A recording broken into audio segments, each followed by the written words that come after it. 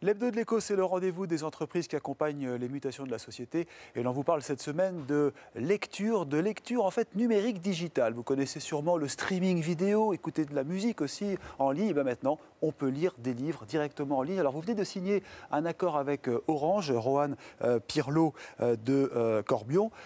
Votre entreprise s'appelle YouScribe. Depuis 7 ans, ça existe. Comment ça marche concrètement? YouScribe, c'est une bibliothèque numérique. Une fois que vous avez accès à la bibliothèque, vous pouvez lire parmi des dizaines de milliers de livres, écouter des livres audio, avoir accès à des journaux, des bandes dessinées, des documents pédagogiques. Ça appartient à un smartphone. N'importe quel appareil, smartphone, tablette, PC, sous toutes les marques, partout dans le monde. Donc tous les livres existants aujourd'hui, édités, peuvent être retrouvés en format numérique. Beaucoup d'ouvrages édités, pas tous encore, ça dépend s'ils ont été numérisés, ça dépend si les droits sont disponibles, mais il y a quand même aussi une immense quantité de livres et de documents qui n'ont jamais été édités dans la bibliothèque YouScribe. Oui, il y a des archives notamment. Oui, des archives, et puis c'est une bibliothèque numérique ouverte, c'est-à-dire que chacun peut publier des documents des étudiants, des professeurs peuvent, comme dans YouTube, c'est YouScribe, apporter absolument.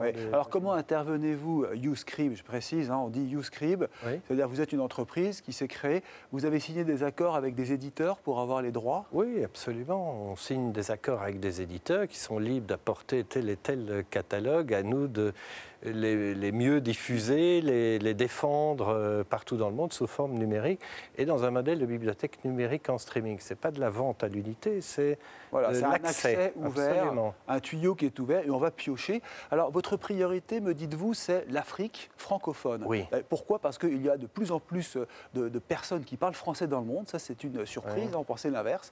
On va voir d'ailleurs le chiffre tout à l'heure. Il y a 300 millions de francophones aujourd'hui et ça devrait doubler pratiquement à l'horizon 2050, oui. Et une croissance démographique énorme dans des pays francophones comme la Côte d'Ivoire, comme au Congo, comme au Gabon, comme au Sénégal, que dans tous ces pays où il y a une croissance démographique énorme et où il y a des besoins en matière d'éducation immenses. Une grande partie de la population dans ces pays est très jeune, ils sont tous équipés de smartphones et il y a très peu de livres. C'est parce qu'il y a un vide culturel, il y a un accès à la culture qui n'est pas suffisant, vous dites. Ah oui, absolument. Il manque terriblement de librairies, il manque de bibliothèques. Il y en a 20 fois moins qu'en France et pourtant les besoins sont là. Le livre y est très cher, voire inaccessible par rapport au pouvoir d'achat. Donc il fallait absolument faire quelque chose, d'apporter l'accès aux connaissances, au savoir. Ce qui veut dire uniquement avec un navigateur, un portable, on choisit en fait le thème et comme on choisirait un morceau de musique. Absolument, et ça se renouvelle en permanence. D'où l'intérêt de cet accord avec Orange, puisque l'opérateur, qui joue un rôle aussi de promotion culturelle, qui s'engage pour la culture, a choisi YouScribe pour donner accès à la lecture à ceux qui en sont privés. Comment se passe la facturation ? Alors ça, c'est un élément très intéressant, c'est qu'il faut s'adapter aux populations. Et les populations ont peu de moyens, et donc il faut absolument régler la question du micro-paiement.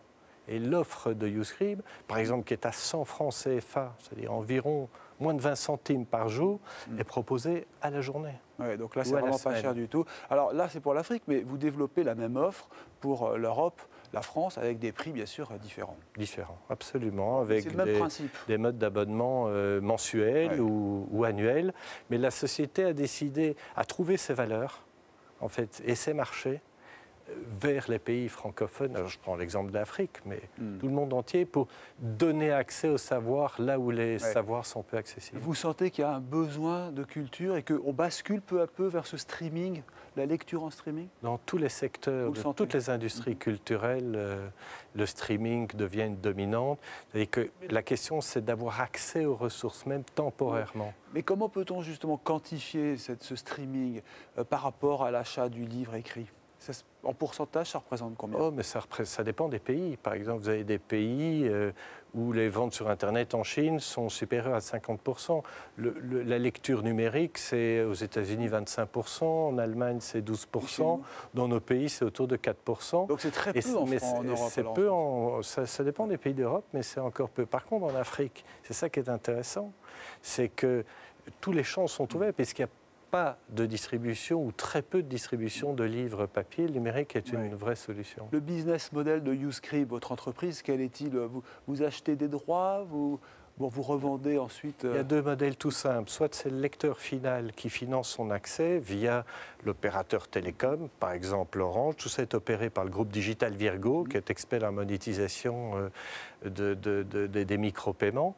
Et c'est le lecteur final qui paye et qui a un accès. Vous avez un deuxième modèle, qui est celui qu'on développe beaucoup en Afrique, où c'est un tiers, une entreprise par exemple, la Société Générale par exemple, qui finance des accès pour, par exemple, ses salariés, pour mettre à la disposition la bibliothèque à ses salariés ou à ses clients. Vous êtes un observateur, vous avez moyen de savoir ce qui se lit le plus? Bien sûr, en permanence. Comme il y a le top 50 des charts. Titre à titre, on le fait, on le suit tous les jours. Vous savez lesquels alors? Quels sont-ils par exemple? On télécharge quoi, notamment le plus? Par exemple, des livres de formation professionnelle. Ah oui, formation professionnelle. Ah oui, c'est une dominante dans les pays d'Afrique. Dans nos pays, on va retrouver par exemple du roman et de la BD, mais en Afrique, c'est tout ce qui concerne l'éducation. L'écran n'est pas trop réducteur quand même? Pas trop... Non, parce que le texte peut se reflouer à la taille des écrans, on peut grossir les caractères, on peut changer la luminosité, ce qui facilite beaucoup les choses. Donc un accès à la culture. Dernière question, Rohan Pirlo de Corbion. Est-ce que ça marche vraiment? Comment vivez-vous de ce système? C'est rémunérateur? Mais c'est intéressant pour toute la filière de l'édition et des auteurs. Nous facturons des accès à des entreprises, 1 500 000 euros en 2018, et puis on va dépasser 3,5 millions en 2019. On va encore, à mon avis, doubler en 2020, tellement l'attente est importante. Et donc, il y a des marchés intéressants. Et c'est un groupe privé, il faut le rappeler. C'est un groupe privé et on rémunère les auteurs à 60% de notre activité. Rohan Pirlo de Corbion, merci de nous avoir expliqué ce qu'est YouScribe, donc le streaming pour la lecture. Bonne suite. L'information continue sur CNews.